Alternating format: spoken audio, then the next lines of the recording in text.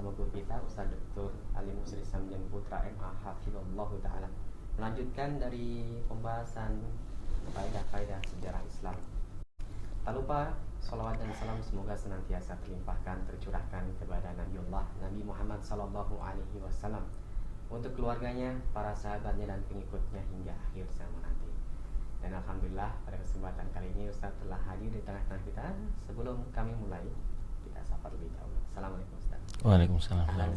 Bikhair, alhamdulillah. Alhamdulillah. Ini Fadil Islam rahimani Allah wa yakum. Bagi Anda yang ingin bertanya silahkan melalui telepon di 0218236543. Untuk pesan singkat Anda kirimkan saja di 0819896543. Baiklah, kita akan segera menyimak secara langsung penjelasan dari Ustaz di kesempatan pagi hari ini. Dan kepada Ustaz kami silakan kalian tafadhol maskura ya Ustaz. Bismillahirrahmanirrahim. Assalamualaikum warahmatullahi wabarakatuh. Alhamdulillahirabbil alamin. Wassalatu wassalamu ala rasulil amin wa ala alihi wa ashabihi man tamassaka bidini ila yaumiddin. Pemirsa dan pendengar Raja TV dan juga Radio Roja yang dimuliakan Allah Subhanahu wa taala. Semoga antum semua berada dalam keadaan sehat walafiat, terberkahi segala kebaikan-kebaikan yang diberikan Allah kepada antum, terutamanya adalah keberkahan dalam umur, ya, di dalam usaha, keluarga, anak dan istri. Semoga Allah SWT senantiasa memperbanyak nikmatnya kepada kita.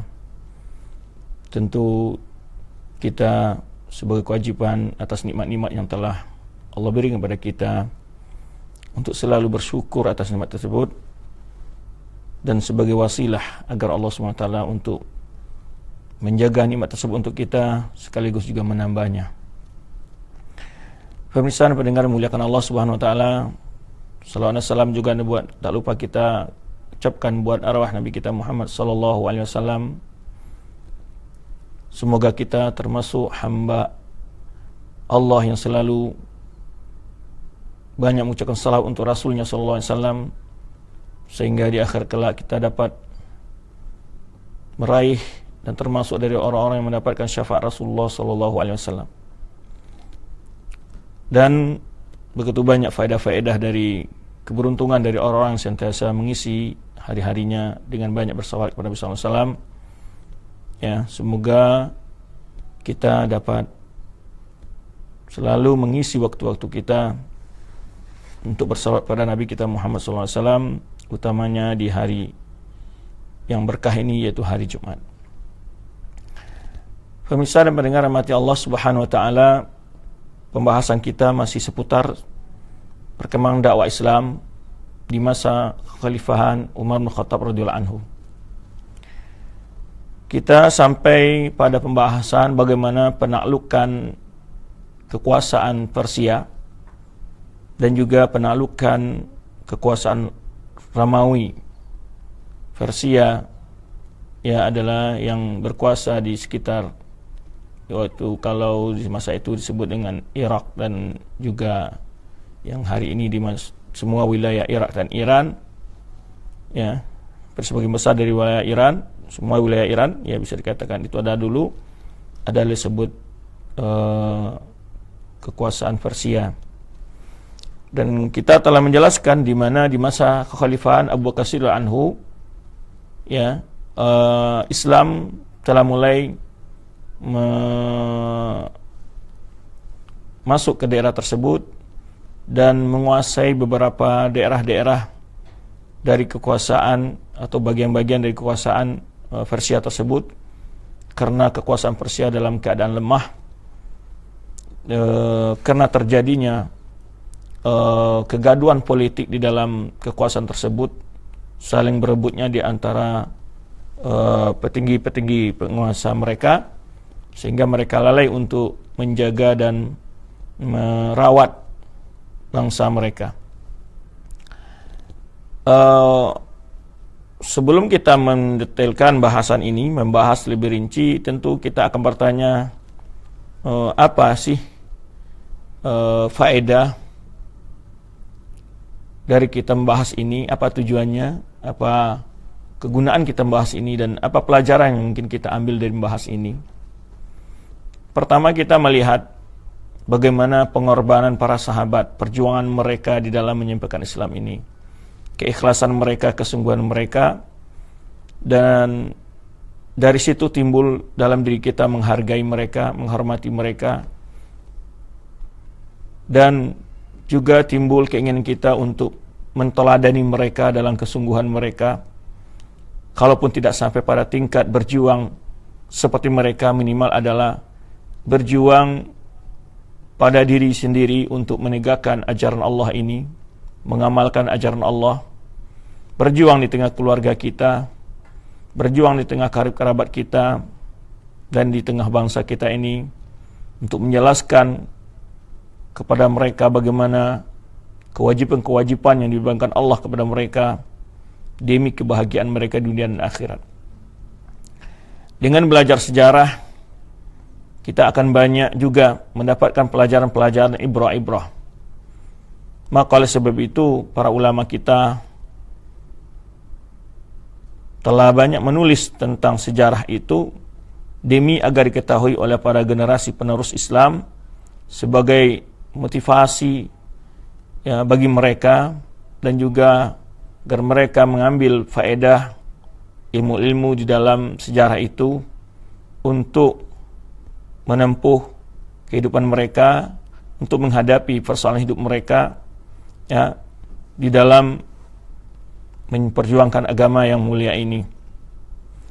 Banyak sekali sebetulnya faedah-faedah. Juga kita akan melihat sebab-sebab runtuhnya sebuah negara, dan bagaimana juga kita akan melihat pertolongan Allah sebagai dalil kebenaran agama ini, di mana meskipun jumlah kaum muslimin yang tidak sebanding dengan musuh-musuh Allah ya, akan tetapi kaum muslimin mampu ya melawan musuh-musuh mereka dengan segala keterbatasan. Semakin sering kita melihat hal ini, mengetahuinya, akan semakin menambah kekokohan iman kita tentang kebenaran ajaran Allah ini. Kalau seandainya agama Islam ini tidak benar, tidak akan pernah mendapat pertolongan dari Allah Subhanahu wa taala. Terdapatnya keajaiban-keajaiban di dalam penyebaran Islam ini.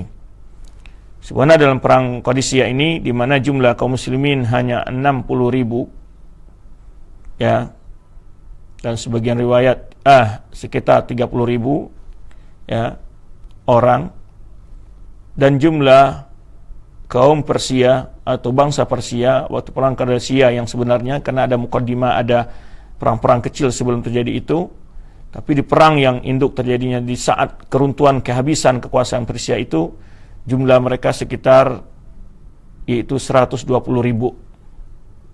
Jadi perbandingan yang sangat signifikan sekali perbedaannya. Dan bahkan angkatan mereka itu terlatih dan memiliki peralatan perang yang juga canggih, terutama tunggangan mereka. Ada sekitar 30 gajah, pasukan bergajah ya di depan untuk menyerang, pembuka barisan 30. Sehingga kaum muslimin dalam Persia ini perangnya sekitar 4 hari. Perang siang malam, bayangkan ya, perang siang malam. Nah, dan bagaimana keberanian kaum muslimin dalam hal ini ya, sebagai cambuk dan memompa semangat kaum muda kaum muslimin. Sejatinya mereka itu adalah orang-orang yang terhormat dengan Islam ini. Jangan menjadi orang-orang yang ya bulan-bulanan permainan umat lain. Karena dengan umat ini kokoh, umat ini akan dihargai, umat ini akan disegani. Kekuatan umat bukan karena kita ingin menindas orang lain sebagaimana kaum-kaum agama yang lain, tapi kita adalah demi menegakkan keadilan, demi menyuarakan kebenaran, demi terciptanya perdamaian. Oleh sebab itu, Islam sebagaimana ketika Sa'ad bin Waqqas berdialog dengan pimpinan atau panglima dari Yazdajir ya, itu Rustum, saat itu mengatakan, apa tujuan kalian ke sini? Ditanya oleh Rustum, ya, tujuan kami adalah untuk membebaskan manusia dari perbudakan manusia agar mereka menjadi hamba Allah. Ketujuannya. Dan di sini kita akan melihat pula bahwa tujuan dakwah Islam bukanlah demi mencari harta dan kesenangan dunia. Kalau seandainya itu yang dicari, tentulah mereka tidak akan menolak tawaran-tawaran ya yang ditawarkan oleh Rustum saat berdialog, bernegosiasi sebelum terjadi peperangan. Dalam perang Qadisiyah ini banyak sekali keajaiban-keajaiban, banyak sekali pertolongan Allah yang begitu zahir, ya, sehingga dan juga bagaimana taktik seorang pemimpin dalam mengirim pasukan, ya, bagaimana seorang pemimpin panglima perang di tengah lapangan. Ini perlu hal-hal seperti ini, sekecil-sekecil begini, wawasan-wawasan sederhana ini dapat dikembangkan. Dilihat bagaimana kecerdasan para pendahulu Islam ini di dalam menjaga agama Allah ini. Nah, hal ini perlu kita jelaskan kepada generasi muda kita. Ya, jangan mereka malah mengagumi tokoh-tokoh orang kafir. Ya. Dan lebih bangga dengan penemuan-penemuan, ungkapan-ungkapan orang kafir. Ya, dan mereka tidak mengenal bagaimana tokoh-tokoh yang mulia di dalam agama mereka. Kaum muslimin, para pendengar dan pemirsa yang dimuliakan Allah Subhanahu wa taala, secara global ya, perang ini akan kita jelaskan secara global aja, tidak terlalu rinci. Ya, di dalam peperangan ini ada berapa panglima atau berapa pemimpin perang yang dikirim oleh Umar bin Khattab, yang sebelumnya sudah dimulai juga di masa Abu Bakar Siddiq, termasuk Khalid bin Walid. Kemudian Khalid bin Walid setelah itu dikirim oleh Umar untuk memulai pengembangan Islam di daerah Syam, di daerah menguasai Romawi, yang pada akhirnya nanti terjadinya perang Yarmouk, ya. Dan untuk kita ketahui, berakhirnya semua kekuasaan adikuasa saat itu adalah berada di tangan Umar bin Khattab radhiyallahu anhu. Ini luar biasa bagaimana Allah menjadikan dia sebagai sebab, ya, untuk kemenangan Islam. Saat itu Islam mampu mematahkan, menguasai kekuasaan adikuasa yang saat itu hanya dua. Terbesar saat itu adalah Persia dan Romawi. Kaum muslimin muliakan Allah Subhanahu wa taala, sebelum terjadinya perang itu Islam sudah banyak menguasai daerah-daerah di sekitar kota Madain, karena memang ibu kotanya Persia itu Madain namanya. Nah, di sebelum itu sudah banyak sahabat-sahabat dikirim oleh Umar bin Khattab seperti Al-Musanna bin Haritha, Jarir bin Abdullah, Abu Ubaid bin Mas'ud Al-Thaqafi, kemudian Sulaid bin Qais Al-Ansari, kemudian nanti setelah itu diiringi dengan Sa'ad bin Abi Waqqas, kemudian setelah itu ada lagi sahabat Ribi' bin Amir, Hudzaifah bin Mihsan, dan Mughirah bin Syu'bah. Ini tokoh-tokoh sentral di dalam perjuangan pasukan Islam ketika menaklukkan Persia. Nah, di sini kita akan melihat beberapa hal saja, mungkin tidak terlalu luas ya waktu yang kita gunakan untuk ini. Pertama, ya, sebelum terjadi perang Qadisiyah, dan perang Qadisiyah ini adalah kota di Irak yang terdekat di sebenarnya barat daya, ya, di kota Baghdad. Dulu Baghdad itu kekuasaan mereka, ya, dekat dari atau di sebelah utara dari kota Najaf. Najaf ini masih ada kota hari ini, digenar itu salah satu kota suci Syiah, ya, Najaf, ya. Dan sebelah barat dari kota Kufah. Itu kota-kota yang saat itu dikenal, Kufah, Irak, dan Najaf. Merupakan Qadisiyah ini adalah pintu masuk sebelah masuk dari arah Jazirah Arab ke Irak gitu.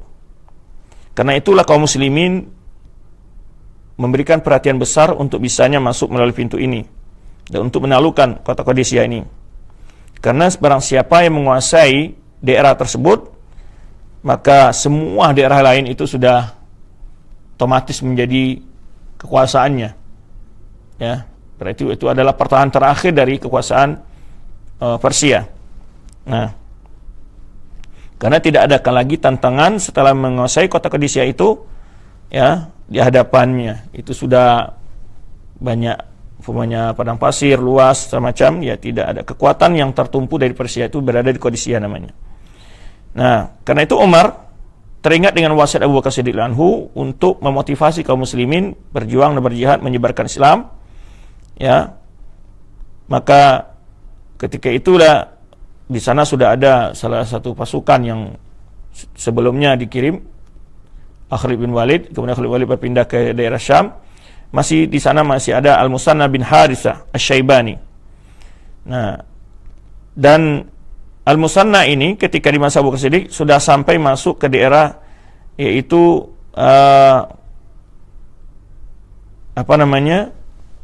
ke daerah-daerah bagian dari negeri Persia itu. Tetapi dia dalam perjuangannya masa berada dalam jihad di situ, ya. Ketika itu Abu Bakar Siddiq sakit dan wafat, ya. Setelah itu Umar bin Khattab mengajak kaum muslimin setelah wafat itu untuk menguatkan pasukan Musanna bin Harithah dengan mengirim beberapa pasukan. Maka dari situ dikirim namanya pasukan tambahan dengan pimpinan Abu Ubaidah bin Mas'ud As-Saqafi bergabung dengan Al-Musanna, ya. Kemudian Umar juga mengutus Abu Ubaid Sulaid bin Qais Al-Ansari, ya. Kemudian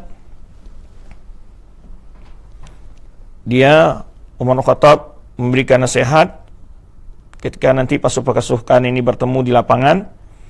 Kata Umar kepada Abu Ubaid ini, ba'astu ma'aka rajulan huwa afdal minka islaman faqbal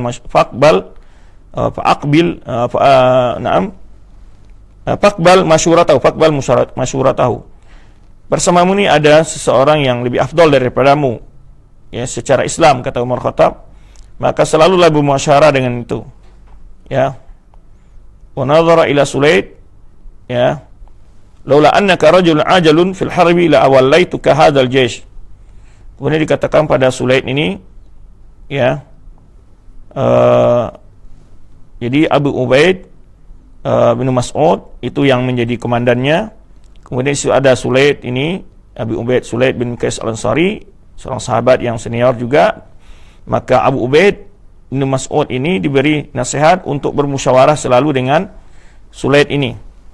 Tetapi di Sulaid kenapa tidak diangkat menjadi komandan perang itu, komandan pasukan? Umar mengetahui sifatnya, laula annaka rajulun ajalun fil harbi. Kau ini orang yang terlalu tergesa-gesa dalam pertempuran. Nah, jadi coba lihat, ya, Umar itu mengetahui karakter-karakter sahabat dan juga mengetahui karakter daripada pimpinan-pimpinan yang beliau kirim. La wallahi tu ka hadzal jaysh. Kalau bukan karena engkau ini orangnya terlalu cepat gitu, ya. Ajalun itu tergesa-gesa gitu, ya. Ya, orangnya. Maka kata beliau, kalau bukan karena itu aku akan jadikan engkau sebagai komandan tentara ini, pasukan ini. Wal harbu la yaslu laha illa rajulul al-makith. Nah, kalau dalam peperangan itu butuh seseorang yang memiliki pandangan yang jauh pertimbangannya begitu. Jadi mengkaji betul dari berbagai sisi, begitu maksudnya. Orang yang cerdas. Nah, tentu ini juga apa kita lihat dalam urusan kita sehari-hari, kita juga dalam memilih orang kita harus waspada. Ini bagaimana seorang Umar juga jangan-jangan bukan karena ini teman kenapa lalu diangkat, tidak. Ya, tapi dilihat dia ini kemampuannya di mana. Ya. Ini orang kelemahannya di sini, dalam pertempuran dia terlalu cepat mengambil kesimpulan, atau ini karena itu dia gantikan dengan sahabat yang lain. Nah, pertempuran sebelum Qadisiyah ini ada namanya perang Jisir. Ya. Abu Ubaid ini, ya, melewati perkampungan Arab, kemudian dalam perjalanan dari Madinah menuju ke daerah Persia ini, Irak begitu, ya. Banyak kaum muslimin bertambah pasukannya. Ya, bertambah selalu pasukannya karena banyak sepanjang daerah-daerah Islam itu yang bergabung dengan pasukannya. Sampai kepada itu daerah namanya pertempuran melawan salah satu daerah bagian dari Firs itu Namarik. Kemudian melawan dan perang, menang pasukan ini, Abu Ubaid ini. kemudian mengirim harta rampasan perang 1/5 darinya untuk ke khalifah, ya. Kemudian falamma wasala bi Arsima wa kana qad balagu anna Rum a'adu hamiyatan laha ajal Abu Ubaid bi qital qabla an tasil hamiyah. Jadi dia mendengar juga bangsa Rum juga mempersiapkan pasukan untuk melawan, menentang. Maka Abu Ubaid lebih dahulu menyerang, maka akhirnya bisa mengarahkan pasukan Persia dan lari. Pasukan Persia itu namanya, yaitu diantaranya pemimpinnya adalah Jalinus, ya, lari ke Madain, di ibu kotanya, ya. Kemudian maju lagi pasukan Abu Ubaid ini ke daerah Hira. Faza'a Rustum li hadhihi azaim mutawaliyah. Karena melihat berbagai daerah-daerah yang bagian-bagian itu sudah banyak dikuasai Islam, Rustum sebagai panglima perang, ya, sebagai tokoh juga dari tokoh yang sentral juga di Persia gitu ya. Maka dia mempersiapkan tentara yang begitu besar, ya, tentara yang besar, ya. Kemudian berhadapan dengan tentara Abu Ubaid ini. Nah,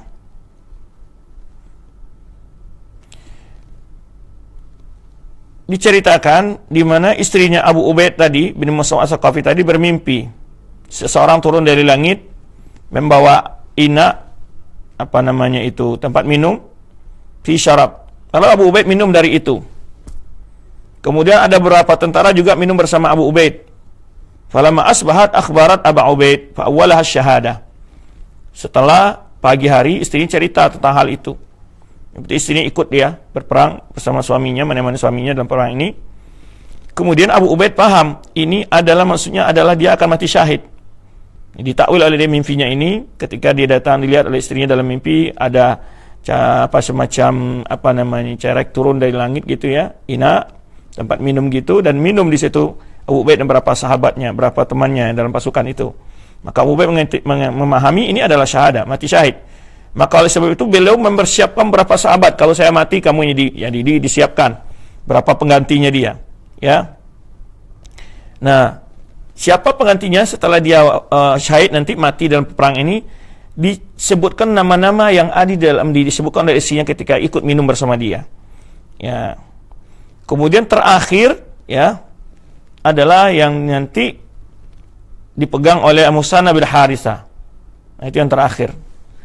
Nah, wa fasala baina syai'in nahr al-ma'ruf bi Furat. Nah, ini ketika tadi Rustum mempersiapkan pasukan besar, sekarang antara pasukan muslimin dengan pasukan Persia itu ada sungai besar yang digelar dengan Ifrit, ya. Sungai Ifrat, ya, dalam bahasa kitanya. Sungai Furat bahasa Arabnya, dan itu ada jembatan. Nah, lalu pasukan Persia mengirim utusan ke kaum muslimin menawarkan, apakah kalian yang akan melewati jembatan ini dan kami akan beri jalan buat kalian ke sana sampai di tempat kita bertempur. Jadi ini cara berperang dulu tuh sangat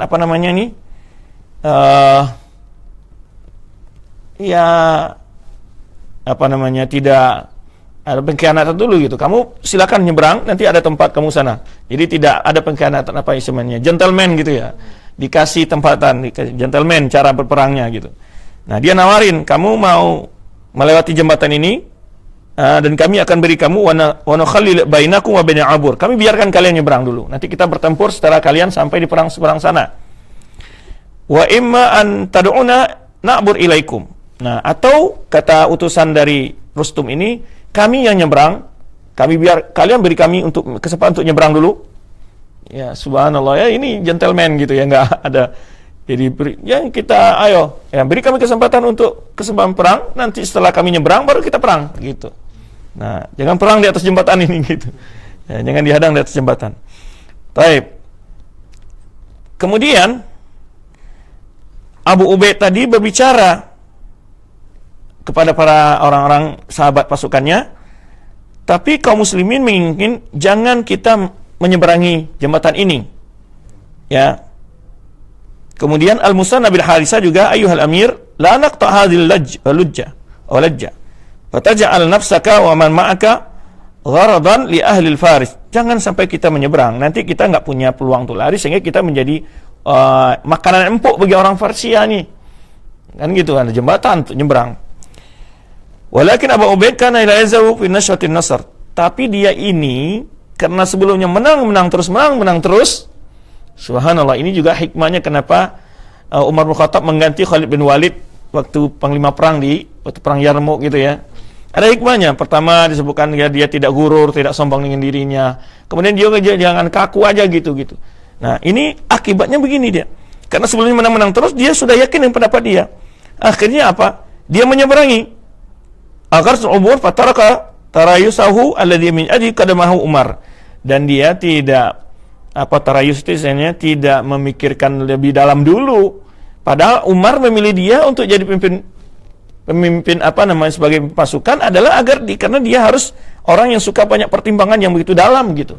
Nah, ini enggak. Apa yang menyebabkan dia kurang pertimbangan itu? Karena dia melihat menang terus dari ini dalam pertempuran sebelumnya.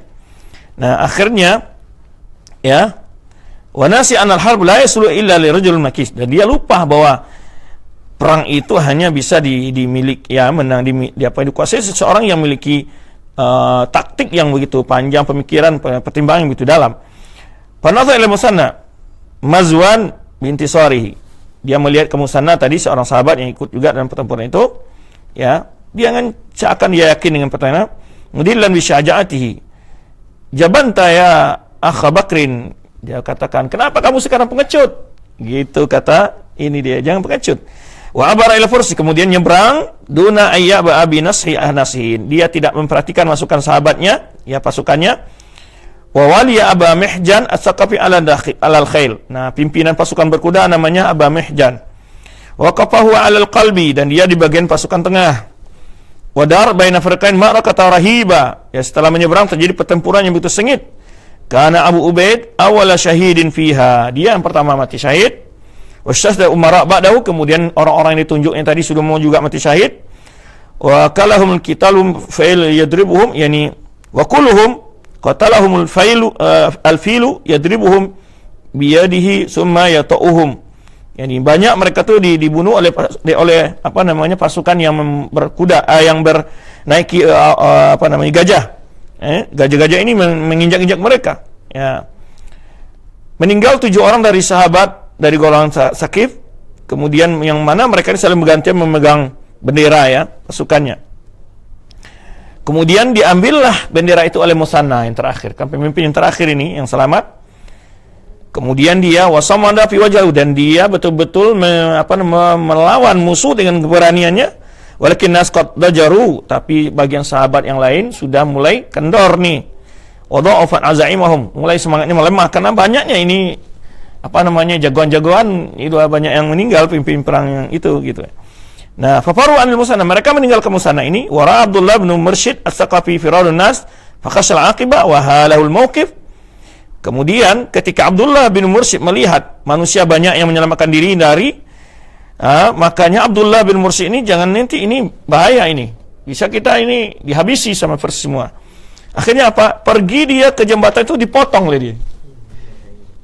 Dipotong itu jembatan dia ya, dipotong. Wa qala linnas mutu ala ma mata alai umaraukum. Ya.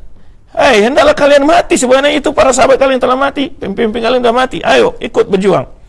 Ya, au tasbiru, atau kalian menang. Ini coba lihat keberaniannya ya. Wa hamal kemudian Musanna ini memotivasi ya.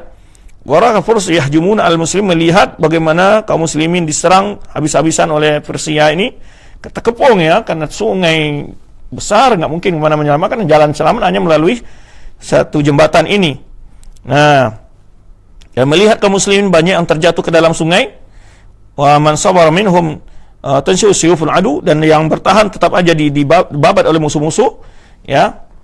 Kemudian ada beberapa kelompok pasukan berkuda kaum muslimin, ana dunakum fa'baru ala hainatikum. Kemudian kata Musanna ini, diajak pasukan berkuda, kita menjadi tameng untuk pasukan kaum muslimin, biarkan mereka menyelamatkan diri melalui jembatan.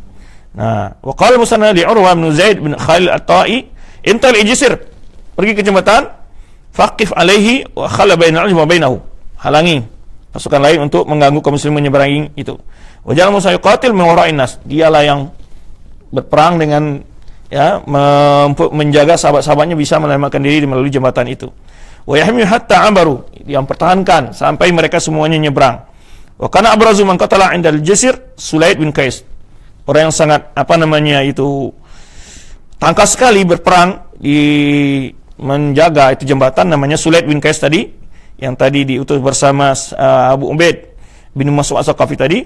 Wa syahada min muslimin 4,000 kaum muslimin mati.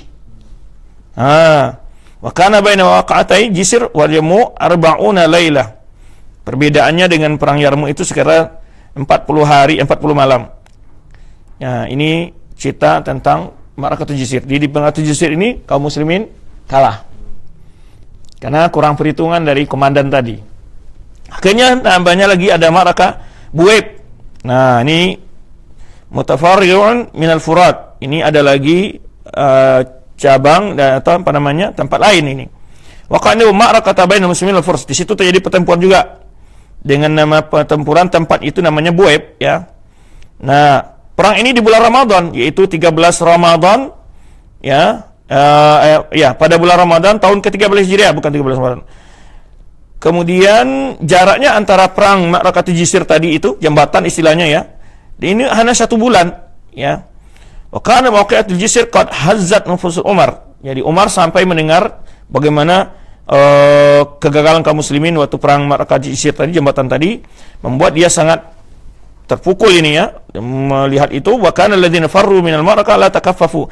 Dan mereka yang ikut lari tadi juga merasa menyesal sekali, ya, menangis karena takut karena firman Allah Subhanahu wa taala, wa may yuwallihim dubura yawma idzin yawma yuwallihum in'am. Seorang siapa yang berpaling di waktu itu, ini berpaling dari medan perang itu salah satu dosa besar, gitu. Nah, mereka menangis. Nah, mereka akhirnya setiap ingat teman-teman mereka yang mati syahid di situ, mereka selalu menangis yang waktu perang di Ma'rakatul Jisr itu. Nah, akhirnya apa? Inilah memompa semangat mereka, ya, untuk ikut mengangkat kembali kewibawaan kaum muslimin dalam perang yang Buwaib ini. Nah, kemudian ikut dalam perang ini, ya. Dan Umar juga bersemangat untuk itu, ya. Dan orang Persia juga sudah merasa di atas angin ini, bisa mengalahkan kaum muslimin, ya. Nah, kemudian setelah itu Umar perlu membuat sebuah pasukan untuk kembali memukul mundur pasukan Persia dan beri pelajaran mereka. Nah, ketika itu Umar mengirim berapa pasukan kaum muslimin, ya, untuk memperkuat pasukan yang tersisa. Nah, jadi Umar mengirim pasukan yang jama'atun. Ini di sini Umar wa akhadha Umar yuhiquhum bil musanna jama'atan, dikirim tuh sebagai wilayah Islam selain dipanggil untuk berjihad. Nah, setiap kelompok itu, pasukan itu, ya, ada pemimpinnya. Sampai terkumpul di dekat Musanna bin Harisa adalah pasukan yang sangat besar, ya. Nah, kemudian setiap pasukan yang datang dari berbagai daerah Islam, Madinah, Mesir, mana-mana itu, mereka Musanna mengatakan perkumpulan kita atau muaskar kita atau tempat pasukan kita berkumpul di Buwaib. Nah, di situ terkumpullah pasukan begitu jumlah sangat besar, ya. Ketika itu, ya, orang Persia memilih namanya pimpinan pasukannya yaitu qaidnya Mihran, yaitu pasukan berkudanya, ya. Nah, ketika itu Mihran ini nawarkan kepada Musanna lagi, apakah kalian nyebrang atau kami nyebrang? Nah, di sini Musanna bin Harisa mengatakan kalian nyebrang. Mihran ini dengan pasukan tadi nyebrang. Ini Mihran adalah pimpinan pasukan Persia. Bertemulah kedua pasukan itu di pinggir sungai yang besar itu, ya. Nah, yang disebut Buwaib tadi. Wa tala Musanna al-muslimin raqiban farsal shumus. Ya, dia melihat mengawasi pasukan muslimin di atas kudanya yang namanya Shumus. Kemudian dia berkeliling dengan tentaranya, mengatur pasukannya, ya. Kemudian dia bagi pasukannya, ya, pasukan penyerang sayap kiri dan sayap kanan semua, gitu, ya. Ada namanya sahabat, ya, Bashir bin Hasiyah dan Bisr bin Abi Hawaraham yang memegang pasukan itu. Kemudian alal mujarrada al makna akhahu, ini mujarrada itu saya paham juga mungkin masukan pemecah atau pasukan penyerbu gitu ya, dijadikan saudaranya. Ada lagi nama rijala. Kalau kita rijala itu pasukan infanterinya, bagian berkuda gitu ya, jalan kaki, infanteri. Nah, saudaranya Mas'ud ya. Wala rad'i mal'ur. Jadi untuk pasukan pemahadang itu adalah disebutkan ya sahabat yang lain. Nah, kemudian Mihran juga mengatur pasukannya. Keluar dengan 3 barisan, setiap barisan itu ada pasukannya yang memakai apa tadi itu gajah ya. Kemudian di depan pasukan bergajahnya ada pasukan infanteri yang berjalan. Nah, kemudian mereka buat suara yang menakutkan gitu ya. Faqala Musanna muslimin, pimpinan perang kaum muslimin Musanna bin Hasan mengatakan, innal ladzina tasma'una fashalun falzamu sum. Apa yang kalian dengar itu adalah tanda mereka akan kalah. Kalian diam, jangan jawab. Kemudian ketika Musanna melihat kaum muslimin sedang puasa, Musanna mengatakan semuanya berbuka sekarang. Ini perang bulan Ramadan diberikan kemudahan untuk berbuka. Nah, kemudian mulailah setelah mereka berbuka mempersiapkan untuk berperang di siang hari itu, ya, membatalkan puasa mereka. Nah, inilah arju an la yu'ta nasu min qibalikum al-yawm. Jadi setiap pimpinan pasukan jangan sampai kalah dari pasukan kamu ini. Jangan sampai kalian, posisi kalian ini yang membuat kita jadi kalah. Ya. Kemudian ma yasurni al-yawma li nafsi syai'un illa wa yasurni li amatikum. Tidaklah apa yang membuatku bahagia ini kecuali apa yang ingin aku bahagia, membuat kalian bahagia semua. Summa ini mukul salasa fahayyau. Saya akan bertakbir 3 kali, bersiap-siap, kata Musanna. Summa hmilu fir rabi'ah. Kalau sudah takbir keempat, langsung nyerbu. Walam yakad Musanna yukabir takbir al-ula, belum dia bertakbir yang pertama, orang Parsi sudah dulu menyerang. Nah, wasyaddu al-muslimin syaddatan anifan, serangan yang begitu bertubi-tubi, ya, sehingga kacau bercampur baul lah itu barisan itu, ya, dalam pasukan itu campur baul, ya. Kemudian, ya, ikhtalat minha sufuf bani ajal min muslimin. Ada yang terpencar barisan pasukan muslimin itu dicemaskan oleh Musanna. Kemudian dikirim kepada mereka seseorang, yaqul lahum amir yaqra alaikumussalam. Ini pemimpin kita membacakan salam buat kalian. Wa yaqul lakum la tafdahul muslimin al-yawm. Jangan sampai kaum muslimin hari ini kalian memalukan kaum muslimin. Fa'tadal qaum. Ya, ada melihatan pasukan yang mulai agak-agak mundur-mundur gitu ya. Jangan sampai kaum muslimin malu karena kalian ini memalukan hari ini kaum muslimin, kalian memalukan kaum muslimin. Maka siap, kokohkan pasukan kamu gitu. Wablu balaan hasanan wa farihad. Kemudian pasukan itu kembali menyerang dengan bertahan dengan kuat. Sampai terjadi peperangan itu dengan di sini sebutkan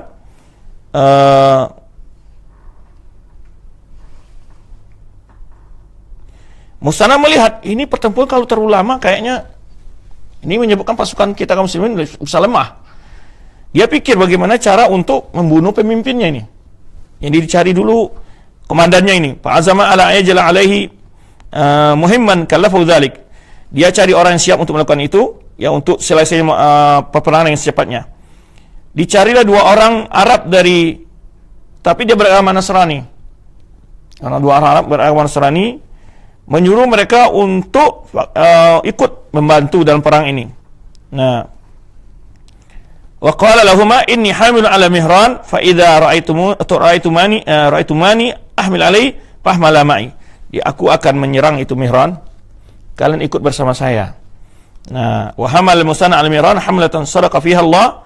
Dia nyerang, ya, dia mampu menurunkan mihran dari tempatnya, sehingga pasukan yang di tengah mundur, pasukan penjaga pembelanya, kemudian bercampur aduk sampai karena perang itu berkecamuknya itu kan pasir-pasir berterbangan, nggak kelihatan itu manusia yang kelihatan gitu. Akhirnya falam yu'raf kullu fariq liman ghalaba. Nggak tahu siapa yang menang hari dalam peperangan, siapa yang sedang menang ini nggak tahu. Wadhal muslimun syaddiduna hujum. Kaum muslimin terus menyerang terus, ya. Kemudian orang Persia terus saja mundur, ya. Kemudian wa usiba Mas'ud bin Harisa qaid Musya. Nah, pasukan muslimin tadi kan pasukan infanterinya yang pasukan berjalan kaki ini, pimpinan Mas'ud bin Harisa itu syahid. Itu saudaranya Musanna sendiri. Ya, wa baqiya fi ramkun haksya ayyuhun barsa'u. Kemudian dia dilihat oleh pasukannya sedang mengalami luka yang berat. Dia katakan kepada pasukan, "Ya Ma'syar Bakar, ya Ibn Wa'il, irfa'u rayatakum." Kalian jangan perhatikan saya. Angkat bendera kalian. Ya. Rafa'akumullah, la yuhlannakum masra'i. Jangan sampai keadaan saya ini membuat kalian menjadi tidak konsen dalam perang gitu. Nah, akhirnya Muhammad watis antar Musanna hatta asfar gubar. Ditunggu oleh Musanna, siapa nih yang menang nih? Sampai itu pasir-pasir debu itu mulai agak reda, maka dia melihat bahwa kekalahan adalah di pihak Persia. Maka dia memotivasi semua tentara-tentaranya untuk tetap mengejar itu pasukan Persia. Di sini menanglah pasukan Islam dalam perangan ini. Nah, ini pasukan pertempuran-pertempuran yang masih belum induk yang Persia yang perang yang Qadisiyah yang intinya gitu. Nah, ada perang Qadisiyah yang intinya itu ya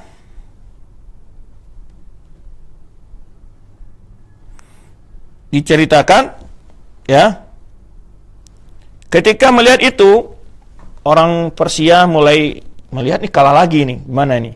Akhirnya mereka terjadi perselisihan antara mereka. Kita kalah ada karena pemimpin kita wanita. Karena ya raja wanita waktu itu. Kemudian ada perselisihan antara dua tokoh mereka itu Rustum ya dengan siapa namanya itu lagi dia berselisih ini, saling merebut kekuasaan sehingga terjadi kegaduhan dalam kekuasaan itu. Makanya bala tentara mereka mengatakan kita ini kalah karena kalian sibuk terus dengan perkara-perkara internal ini membuat kita kalah. Akhirnya mereka mencari siapa yang bisa mengatur nih negara ini lagi. Dicari keturunan-keturunan raja, akhirnya dapatlah namanya Yazdajir. Nah, ini anak Yazdajir ini yang tertawan nanti yang menjadi putri Yazdajir ini yang dinikahi oleh Husain bin Ali bin radhiyallahu anhu. Nah, ketika kalah dalam perang Farisia ini, akhirnya ya menjadi tawanan dari kaum muslimin. Kemudian ya ketika itu dalam peperangan ini, kalau yang induk ini perang Persia yang induk ya Qadisiyah ini, setelah itu mulailah mereka mengumpulkan pasukan, akhirnya teraturlah, akhirnya Yazdajir menunjuk Rustum untuk pimpinan perang berikutnya. Ini perang yang terakhir antara kaum muslimin dengan pasukan Persia, yaitu yang tadi kita sebutkan pasukan muslimin sekitar 30.000 kalau nggak salah ya. Kemudian jumlah pasukan mereka yaitu sekitar 120.000 dalam pertempuran itu. Nah, maka pertempuran terakhir ini juga diperkuat oleh berbagai pasukan kaum muslimin bagi daerah yang dikirim oleh Umar bin Khattab ya. Ringkasnya di sini dikatakan ya,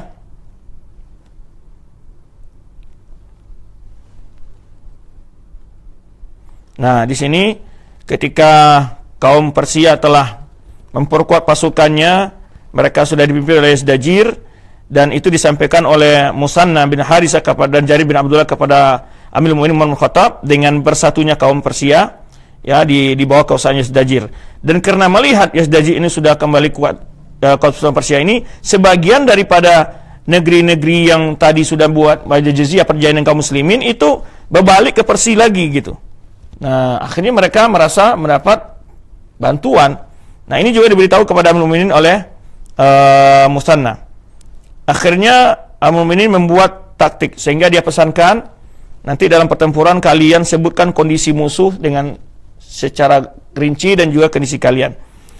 Maka Amirul Mukminin menulis ke Musanna ya, menyuruh untuk berhati-hati, dan Umar menyuruhkan untuk kalian mengambil posisi yang itu perbatasan antara negeri Arab dengan Persia, dan kalian menguasai daerah-daerah yang situ banyak air. Nah, ini terjadi pada bulan Zulhijjah ya, di mana Umar memesankan pada setiap gubernur-gubernur yang ada, tidaklah seseorang bisa berperang mengangkat senjata ya pedang atau bisa berkuda, sekarang adalah kesempatan mereka untuk berangkat semua. Baik syair, baik khatib, berangkat semua untuk motivasi. Khatib gunanya untuk memotivasi syair gitu. Maka semua pemimpin-pemimpin kabilah saat itu mengutus pasukannya ya untuk ikut serta menaklukkan pasukan Persia yang terakhir ini. Ya. Nah, ketika itu Amirul Mukminin sendiri ingin keluar, ingin langsung memimpin perang ini. Tapi Abdurrahman bin Auf memberikan nasihat, jangan. Kalau seandainya kita kalah di sini, siapa lagi yang bisa mengendalikan kondisi kaum muslimin? Nah, ini Abdurrahman bin Auf mengatakan, ya Amirul Mukminin, faqala man huwa, jadi disebutkan Al-Asad fi warasinihi. Ya, jadi enggak usahlah engkau keluar. Jadi lebih baik engkau mengurus kaum muslimin dari jauh aja perang ini. Tapi Amirul Mukminin kalau begitu siapa yang layak untuk memimpin pasukan ini? Dikirimlah Sa'ad bin Abi Waqqas. Nah, dalam pertempuran ini setelah berkumpul pasukan dengan jumlah yang banyak tadi kita sebutkan sekitar 30.000 ya, selama 3 hari sebelum pertempuran itu ya, Rustum itu ingin mengundur-mundur pertempuran sebetulnya dia. Kenapa? Karena dia yakin sekali, dia merasa dia dikorbankan. Takut teman yang lawannya itu nanti yang dapat jabatan kalau dia mati gitu. Dia sebetulnya nggak menerima, tapi ditunjuk oleh Yazdajir. Akhirnya dia buat cara-cara, sampai 3 hari itu diminta utusan yang berbeda kepada Sa'ad bin Waqqas. Hari pertama, yaitu diutus Rib'i bin Amir. Ditanya, biar dialog, negosiasi. Bagaimana kalau kalian mundur saja, kami beri kalian harta gitu, maksudnya ditebus lah, masuk membayar upeti gitu ya. Tetap tidak mau, imma kalian berperang, imma bayar jizyah atau bertempur. Dikirim lagi balik. Esok hari dia minta lagi utusan baru selain yang Rib'i, datang lagi. Dikirim oleh Sa'ad bin Waqqas, Huzaifah bin Mihsan. Sama aja kata-katanya. Besok hari ketiga juga dikirim lagi yang lain, minta yang lain dia nih. Namanya Mughirah bin Syu'bah. Ini kecerdasan Rustum juga ada di sini. Tujuannya apa? Dia ingin melihat di dalam pasukan kaum muslimin ada celah nggak untuk memecah belah. Kan masing-masing pemimpin itu kan ada nanti yang mungkin bisa dinego atau yang mau berkhianat. Dan ini kan teori yang dipakai oleh dalam peperangan, banyak yang berlangsung ya kan. Seperti takluknya Irak sama macam itu kan dengan keadaan gitu. Dan Palestina demikian juga tidak berhasil peperangan juga kondisi seperti ini juga gitu. Dibeda-bedakan. Nah, kalau kalian nggak mau berdialog, ya ini mau seperti di Filipina, di Palestina, PLO mau berdamai dengan Israel. Nah ini nggak mau pasukan Fatah. Nah ini tujuannya apa? Untuk melemahkan lawannya, dicari kelemahan-kelemahannya bagaimana memecah belah persatuan mereka. Nah ini yang kebanyakan perjuangan Islam itu gagal di situ. Nah dia melihat ini, dicoba 3 hari berbeda orang yang diutus kepada dia. Dilihat nggak beda, sama semua, nggak ada bedanya. Di sini disebutkan oleh penulis sejarah, tujuan pertamanya ini adalah untuk mencari celah, mempecah belah muslimin. Kalau mungkin ada yang mau berkhianat di antara ini gitu. Nah, nyatanya semuanya tidak bisa. Dia termasuk juga ingin mengundur gitu. Nah, ini diceritakan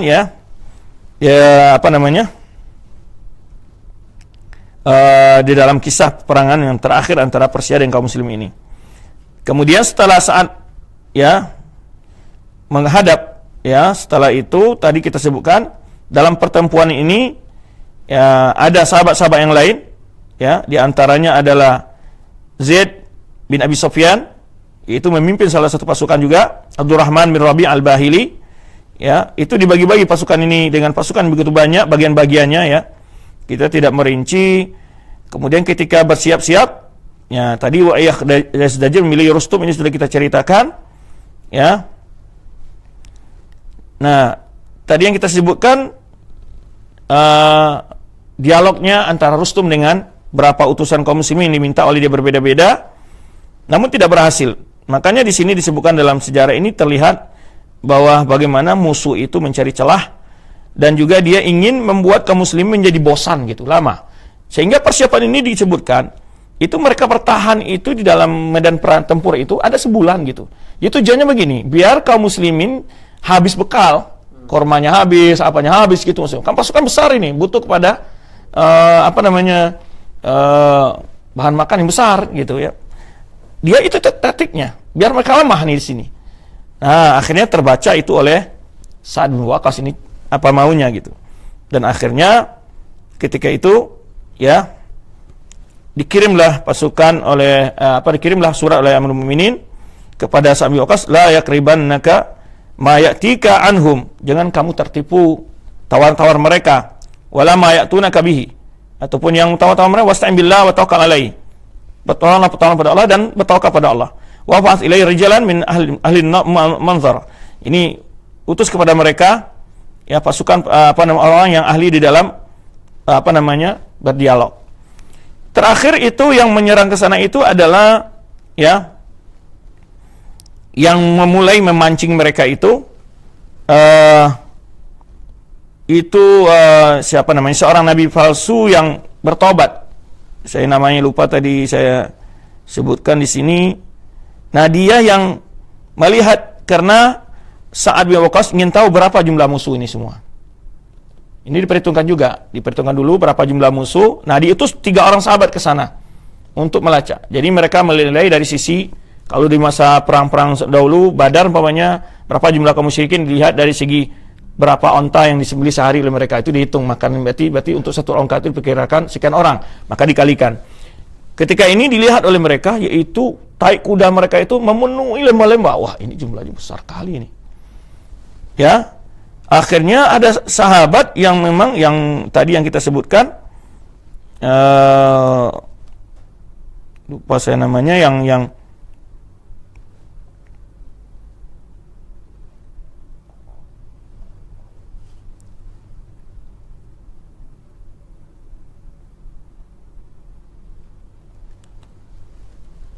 Tulaiha nabi palsu, yang Tulaiha yang waktu perang di Yaman.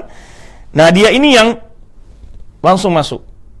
Dia serang, dia curi kuda orang di sana, dia coba keliling dengan pasukan itu. Bahkan dia robohkan sebagian tenda. Karena itu, dia dikejar oleh pasukan Persia. Dia lari ke arah kaum muslimin. Dari sinilah pancingan mulai terjadinya pertempuran. Nah, kan sebelumnya udah diberitahu bahwa hari keempat adalah pertempuran. Hanya waktu. Kalau Rustum minta tawaran kepada Sa'ad bin Waqqas, itu diminta sebulan. Nah, dikasih waktu oleh yang diutusan tadi, kami waktu 3 hari. Hari keempat, apapun keputusan, itulah keputusan kita. Nah, apakah hari keempat ini sudah mulai dikirimlah 10 orang tadi, atau 3 orang yang baru masuk ke sana. Tulaiha bin Khuwailid al-Asadi ini, yang sebelumnya dia murtad, kemudian masuk Islam lagi.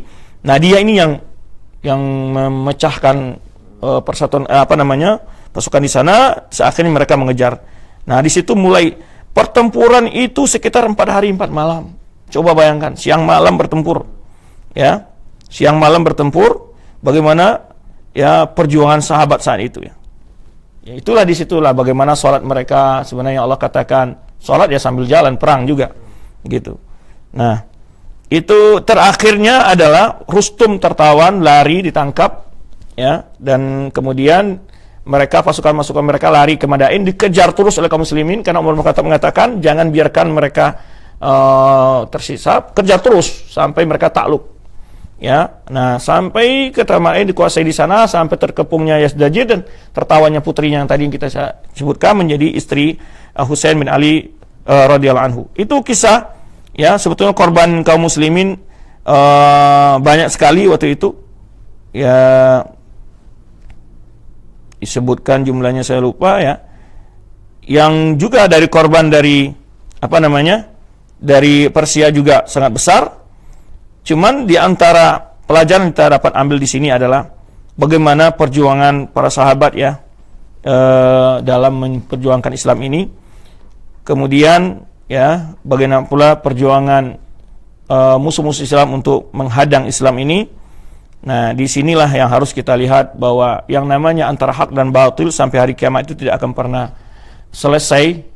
Maka kita sebagai kaum muslimin harus mempersiapkan kewaspadaan dalam setiap saat, karena kondisi-kondisi yang tidak kita duga-duga bisa saja suatu saat kita dituntut untuk membela agama ini dengan bentuk fisik ya, dengan mengangkat senjata, tapi kita bukan untuk melakukan keonaran, juga bukan untuk memancing-mancing suasana ya. Tadi sebetulnya dalam pertempuran terakhir itu banyak sekali kisah-kisah, di antaranya kaum muslimin pada awalnya itu kalah dengan melawan gajah-gajah. Hari pertama, hari kedua dicari taktik oleh Sa'd bin Waqqas, akhirnya dipotong itu belalai apanya itu gajahnya, dia melemparkan orang di atasnya. Itu hari kedua. Hari ketiga lagi adalah diajar oleh Sa'd bin Waqqas bagaimana pasukan yang menghadang pasukan bergajah ini, mata gajahnya ditombak. Pertama kan susah juga, hari pertama belum tahu taktiknya apa menghadapi ini. Karena gajahnya juga dikasih semacam ameng gitu ya. Nah, sampai akhirnya dan Sa'd bin Waqqas mengatakan cari gajah yang memandu gajah yang lain. Itu di pasukan Persia itu ada gajah putih besar, diceritakan dalam sejarah di sini. Itu yang menjadi mengarahkan gajah-gajah lain bagaimana untuk dalam peperangan itu. Nah, itu yang dicari dulu. Ditombak itu matanya. Mata-mata gajah itu tombak. Ya. Ini akhirnya itu cara bagaimana kaum muslimin menghadapi dalam pertempuran itu. Terakhir ya, yang memimpin pasukan gajah itu namanya Jalinus ya. Jalinus disebutkan dalam sejarah. Nah, itulah berapa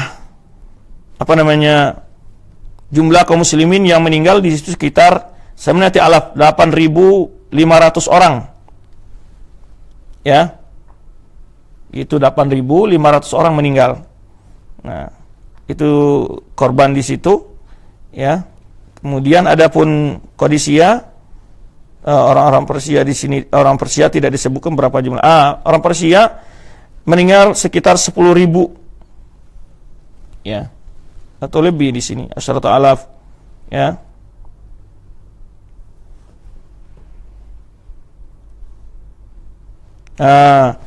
Khamsina alaf, bukan 10.000, khamsina alaf, yaitu mereka meninggal. 50.000 kaum muslimin, sekitar 8.500. Itu akhir dari natijah atau pertempuran Qadisiyah ini ya. Saat itulah robohnya negara adik kuasa yang saat itu disebut negara Persia di bawah kekuasaan Amirul Mukminin Umar bin Khattab radhiyallahu anhu. Umar bin Khattab dalam masalah ini juga selalu mengikuti. Dia pesan kepada Sa'd bin Waqqas, selama kamu bertempur tetap kirim pesan sama saya. Apa yang terjadi dengan cara mengirim orang gitu. Jadi dalam sekali seminggu datang, atau dia dengan berkuda menyampaikan pesan ke Amirul Mukminin ke Madinah. Tapi itulah yang dapat kita jelaskan di sini. Berapa faedahnya di sini adalah bagaimana perjuangan ya, kekokohan semangat para sahabat, dan bagaimana perjuangan Amirul Mukminin Umar bin Khattab di dalam mendekatkan Islam ini, dan bagaimana keberanian kaum muslimin dalam berjuang ya. Dan satu pelajaran penting adalah di mana walaupun kaum muslimin jumlah yang sedikit musuh dengan jumlah yang besar, tapi yang membuat mereka menang itu bukanlah dari senjata dan jumlah saja pasukan. Yang lebih kokoh, yang lebih penting lagi dalam itu adalah kekuatan iman, dan karena kekuatan iman itulah mereka mendapat pertolongan dari Allah Subhanahu wa taala. Demikian karena waktu yang membatasi kita ya untuk pembahasan kesempatan ini. Insyaallah hal yang akan datang kita tidak bisa dapat membahaskan lebih rinci lagi, lebih panjang hal ini. Insyaallah pada yang akan datang kita akan bahas tentang perang Yarmuk ya. Bagaimana robohnya adik kuasa yang kedua di masa Amirul Mukminin Umar bin Khattab, yaitu adalah negara atau kekuasaan Romawi. Demikian, wallahu a'lam bishawab. Nah, Ustaz, barakallahu fiik wa jazakallahu khairan. Terima kasih atas uraian materi yang begitu bermanfaat yang telah dijelaskan Ustaz untuk kami. Selanjutnya kami mengundang ikhwatul Islam semuanya untuk bertanya di 0218236543 via telepon. Sebutkan nama Anda dan dari mana Anda berasal. Untuk pesan singkatnya di 0819896543. Kami bacakan pertanyaan dari pesan singkat terlebih dahulu, Ustaz, dari Bapak Heri di Kampung Timur, Merauke. Assalamualaikum Ustaz. Seluruh perang pada zaman, baik di zaman Rasulullah maupun Umar bin Khattab, Utsman, Ali dan lain-lain sebagainya, siapa yang mendanai Ustaz? Mengingat perang tersebut butuh biaya banyak, butuh logistik banyak, dan apakah mereka menggunakan uang negara atau bagaimana? Mohon petunjuknya. Syukran Ustaz. Baik, Bapak kita di Merauke ya. Semoga Allah Subhanahu wa taala menjaga beliau dan kita semua. Di masa Amirul Mukminin, di samping pasukan kaum muslimin yang banyak di setiap daerah, Syam, Mesir ya, mereka udah berkembang gitu ya, Islam. Dan kemudian juga sumber dana waktu itu dari sumbangan kaum muslimin dan juga dari dana negara. Nah, disebutkan sumber negara itu banyak sekali masukan-masukan mereka, termasuk hasil-hasil perang itu ada yang bagian dimasukkan ke kas negara. Jadi bersumber dari kas negara. Kemudian juga biaya-biaya untuk keluarga yang ditinggalkan semacam itu termasuk bagian dari zakat. Ya, karena bagian dari salah satu zakat itu boleh orang yang berjuang di jalan Allah fisabilillah. Nah, jadi dari situ, dari kas negara dan juga sumbangan kaum muslimin, dan bahkan dari yang mujahidin itu sendiri bawa sendiri gitu. Di masa Rasulullah kan gitu, berjuang pemain terakhir perang Tabuk. Itu kan yang berangkat yang punya kuda, yang biaya masing sendiri. Kecuali Utsman membantu pasukan secara sempurna, yang tidak ada punya kendaraan dikasih, yang nggak punya logistik dikasih oleh Utsman. Nah, dia ada yang sahabat-sahabat yang mengcover seperti itu. Dan juga demikian di perjuangan-perjuangan berikutnya begitu. Ada dari donatur-donatur yang sifatnya mereka punya harta, ataupun dari diri mereka sendiri, ya karena ingin mencari surga mereka keluar dengan harta dan diri mereka. Gitu. Dan juga dibantu dari negara, termasuk juga dari bantuan kaum muslimin. Wallahu a'lam bishawab. Baik, Ustaz, pertanyaan selanjutnya dari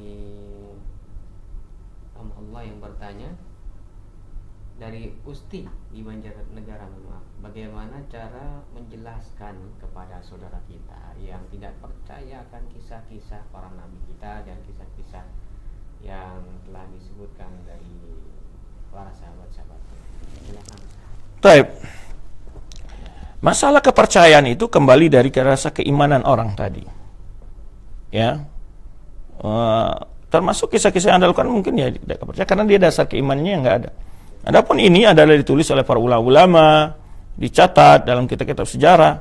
Ya, tidak percaya dengan itu, ya itu kembali kepada dirinya sendiri. Kita tidak memaksakan percaya atau tidak percaya, kembali kepada imannya sendiri. Kalau kita hal ini dijelaskan dalam kitab-kitab referensi yang begitu banyak. Bahkan dalam kitab-kitab bukan hanya di dalam Islam saja, bahkan dalam kitab-kitab mereka orang Romawi pun membahas masalah ini, bagaimana mereka kalahnya segala macam mereka tulis juga gitu. Sebenarnya orang Islam juga memiliki kitab-kitab yang dengan riwayat. Sebagian kita kan lebih banyak orang Islam dengan riwayat. Sebenarnya kitab-kitab sejarah yang luas, baik Tarikh Al-Umam wal Muluk karangan dari Tabari, kemudian Bidayah wa Nihayah punyanya Ibnu Katsir, ya, Tarikh Islam karangan Zahabi, itu disebutkan di situ. Ya, kemudian juga Ibnu Athir punya kitab tarikh juga, ya. Banyak ulama mengarang sejarah-sejarah ini. Kalau dia tidak percaya dengan sejarah-sejarah ini, bagaimana dengan sejarah-sejarah dunia yang ditulis oleh lebih tidak akan percaya lagi dia, ya terserah.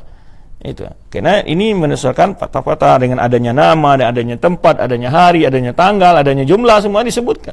Ini buktinya fakta-fakta ini adalah akurat dibuat oleh para ulama kita gitu. Nah, tentu saat itu ketelitian dalam menyebutkan jumlah tidak seperti saat sekarang, ya, karena saat itu juga tidak ada HP untuk menghitungannya, diperkirakan saja seperti tadi perkiraan berapa jumlah orang kafir nih dan pasukan dilihat berapa ekor onta yang mereka sembelih dalam sehari. Nah, itu dihitung, diperkirakan rata-rata satu ekor onta. Jadi diperkirakan begitu. Memang mungkin pastinya seperti itu persis, ya agak sulit juga kan, karena memang keterbatasan yang ada saat itu gitu. Saat itu orang-orang yang masuk berjuang aja nampak orang lewat pergi berjihad melewati daerahnya dan ada motivasi sebelumnya dari gubernurnya, dari RT-nya, dari RW-nya, ya dia ikut gitu. Akhirnya terkumpul jumlah yang besar gitu. Nah, Ustaz, barakallahu fiik wa jazakallahu khairan. Terima kasih atas penjelasannya. Selanjutnya